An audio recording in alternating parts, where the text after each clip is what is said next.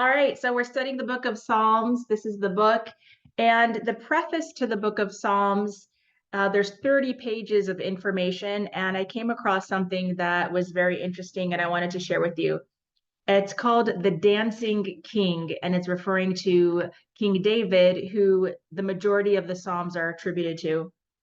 And it compares and contrasts him to King Saul, who was his father-in-law, who was the king of Israel prior to David being anointed by the people. And instead of King Saul being able to pass down his kingship to his own son, it was passed down to his son-in-law. And this is part of the reason why.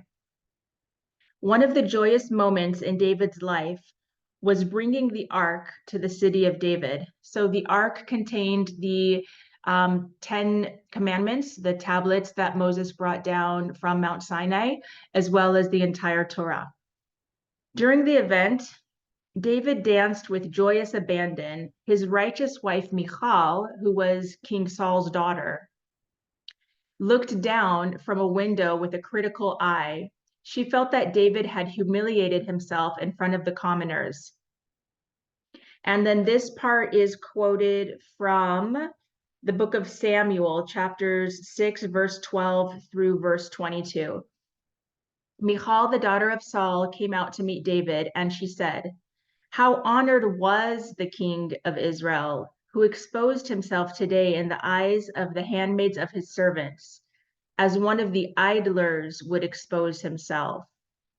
David said to Michal, "Before God, who chose me above your father and above all his house, to appoint me prince over the people of God, over Israel, therefore I have made merry before God. I will hold myself even more lightly esteemed than this and be humble in my eyes," etc. So David's dancing with abandon and his exchange with Michal conveys the critical difference between himself and his father-in-law, King Saul. This was not a stylistic difference between the monarchs. It cut to the essence of why God chose one over the other. Saul's worship of God was constrained by his intellect.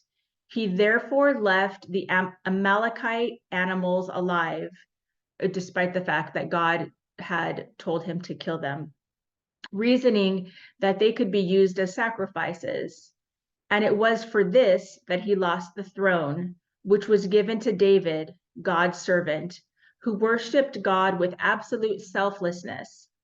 His dancing with abandon was a symptom of his manner of worship, the very quality for which God chose him as king and by which he would continue to be king.